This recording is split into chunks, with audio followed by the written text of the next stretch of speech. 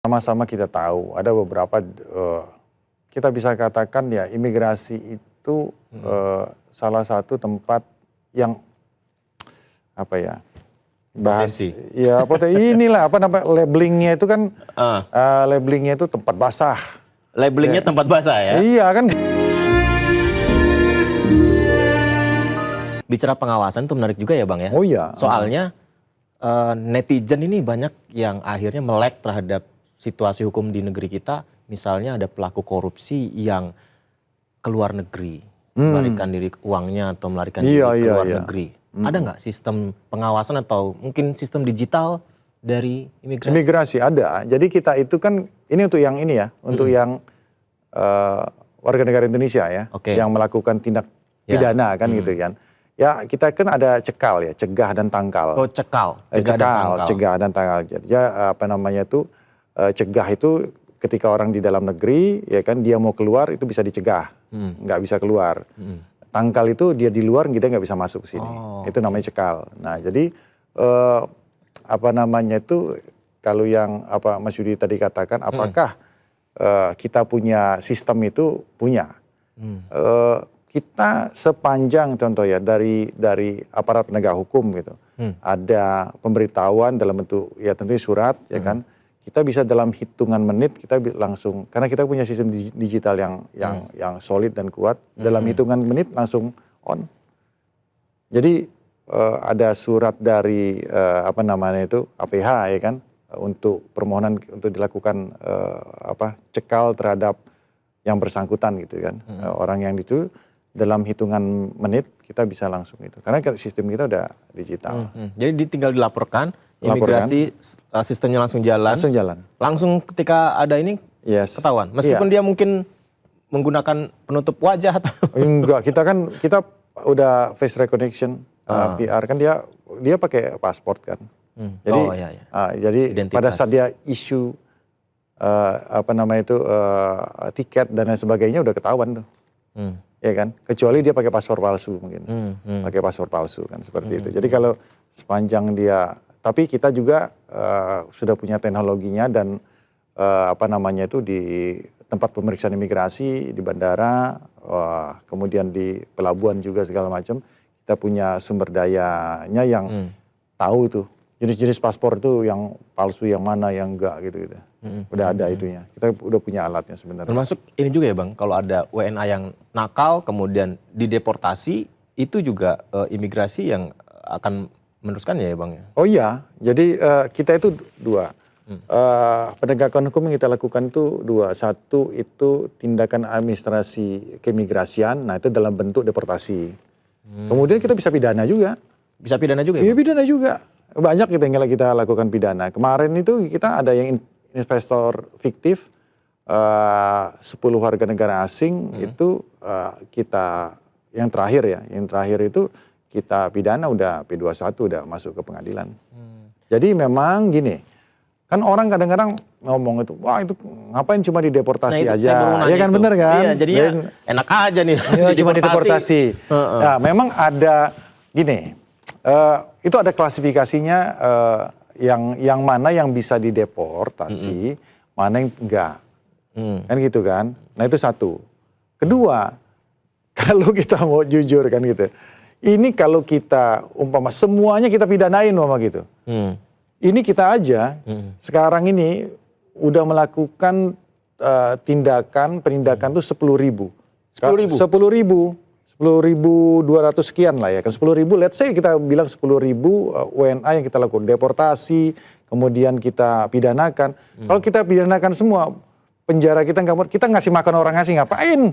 Mending kita uang itu ngasih makan rakyat kita, ya kan gitu. Jadi kita harus pilah-pilah, lebih wise lagi. Ya anggaran kita nggak cukup untuk itu. Lebih baik ya kalau memang cuman pelanggaran administrasi biasa, mens reanya nggak ada ke arah situ kan gitu kan ya udah ada kanal hukumnya dia bayar denda depor keluar. Nah kalau dia berat ya kalau kesalahannya udah sedikit dan agak sedikit membahayakan seperti yang contoh mengganggu keamanan dan ketertiban seperti itu ya ya kalau nggak berat-berat amat artinya cuman ya ibaratnya boleh sorry nggak usah ngomong WNA Ya, Bang. WNA yang Nakal lah. nakal, mabuk lah di tengah jalan segala macam, cuman mabuk aja, nggak melukai orang lain, kita deportasi, cuman kita tangkal aja, nggak usah masuk lagi Indonesia.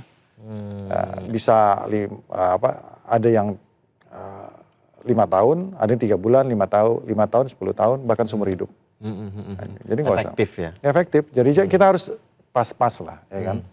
Maka saya bilang itu ya, kita kan punya Rudenim ya, rumah detensi migrasi. Jadi itu rumah tahanan kita gitu.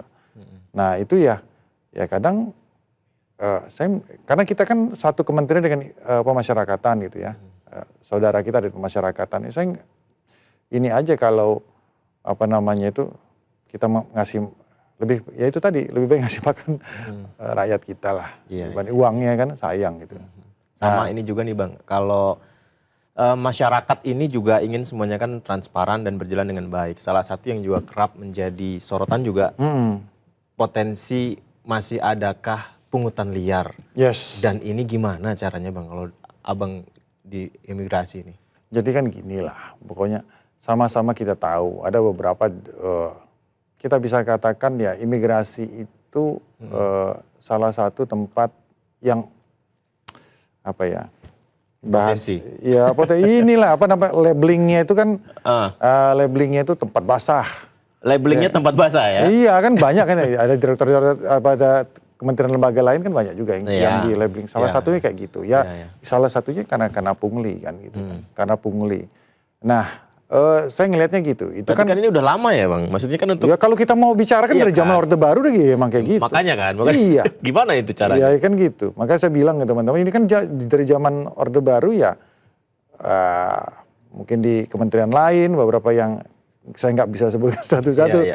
Saya ngebutuhin imigrasi ya zaman Orde Baru itu ya terkenalnya tempat seperti itu kan. Orang taunya gitulah kan gitu kan. Nah cuman ya saya bilang zaman sudah berubah. Zaman sudah berubah, pemerintahan saat ini, Pak Prabowo itu nggak mentolerir hal-hal kayak gitu loh ya kan. Jadi ya kita harus berbenah, harus berubah. Tapi juga artinya yang menjadi PR itu gini, kita harus mencari sumber akar masalahnya dulu. Kenapa ini terjadi? Sumber akar masalahnya itu kalau lihat ya bisa kita lihat mungkin ya. Ya, ini bisa jadi diskusi dan perdebatan. Pendapatan yang standar. Pendapatan sebagai ASN standar. Godaan besar. Ya, godaan besar. Nah, ketika pendapatan standar, godaan besar, pengawasan kurang, kemudian terjadilah praktek ini bertahun-tahun. Praktek ini terjadi kawan, bertahun-tahun, belasan tahun, bahkan puluhan tahun. Ya kan? Kemudian ini menjadi kultur dan budaya. Kemudian kultur dan budaya dianggap biasa. Iya, di atas itu adalah kemudian berubah jadi mentality. Kan seperti itu kan? Tahapan-tahapannya seperti itu. Nah, caranya apa? Kita balik lagi kepada yang pertama bahwa ya kita perbaiki pendapatan dari ini perjuangan saya supaya jadi kalaupun nanti ada masalah sudah dicukupi ternyata masih kita goroknya juga enak kan kayak gitu kan. Jadi kita harus pendekatannya jangan pendekatan idealis tapi nggak realistis gitu loh ya kan orang selalu ngomong ya kan ini resiko Anda, resiko kalian sebagai ASN segala macamnya itu ya memang idealnya seperti itu. Tapi hidup itu kita tidak hidup di ruang hampa. Jadi memang karena kita nggak nuntut kepada pemerintah. Pak Prabowo juga ngerti itu kan.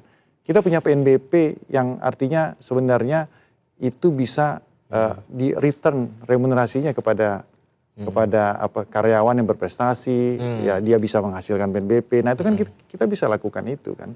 Kita bisa sebenarnya itu yang sedang coba kami perjuangkan. Yang pertama tadi pendapatan ya Bang ya lagi diperjuangkan. Pengawasannya gimana Bang? Pengawasan tentunya kan gini, orang itu terbentuk sebenarnya, semua orang itu terbentuk dengan baik itu karena sistem dan struktur yang baik. Kan gitu. Apakah mentality contoh negara-negara maju ya seperti Singapura mama yang mungkin indeks korupsinya itu jauh lebih baik daripada kita, itu dibentuk karena apa? Karena ya memang apa namanya itu fungsi strukturnya sudah bagus kan gitu kan. Bukan hanya pengawasannya saja tapi ya pendapatan bagus, pengawasan bagus.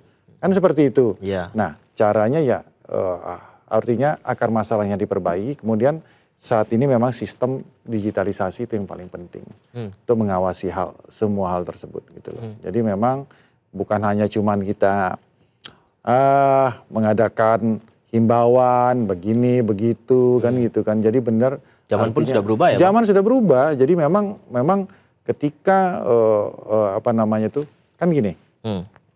Ada orang bertanya, orangnya dulu orangnya yang mau kita perbaiki atau sistem yang diperbaiki. Ini kan kayak kan untuk membentuk suatu apa nama itu institusi yang apa nama itu yang baik kan seperti itu.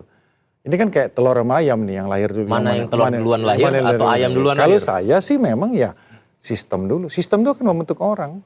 Sistem itu akan membentuk kultur itu akan membentuk orang. Karena memang seperti itu. Setidaknya itu yang harus kita mulai dari apa nama itu institusi ini, imigrasi ini sendiri gitu loh. Dan saya rasa spirit kita mau berbenah saat ini. Mungkin Mas Yudi tahu kita kemarin ada kejadian, ya itu momentum buat kita. Tapi ya banyak teman-teman nanya, ya teman-teman wartawan gimana, apa yang dilakukan bla bla bla ya. Mungkin ya kita melakukan tentunya sebelum kejadian pun itu sudah apa namanya itu kita coba lakukan banyak perbaikan untuk masalah pengawasan. Tapi sinyalemen yang penting bahwa saat ini contoh ya kan, yang terbaru kita punya di bagian pengawasan itu ada Inspektorat Jenderal ya. Nah kita punya Irjen baru namanya Pak Rudi Setiawan, itu mantan Deputi Penindakan KPK. Ya. Jadi ya itu message yang pengen kita sampaikan bahwa ya kita serius. Integritas beliau saya rasa nggak perlu diragukan lagi.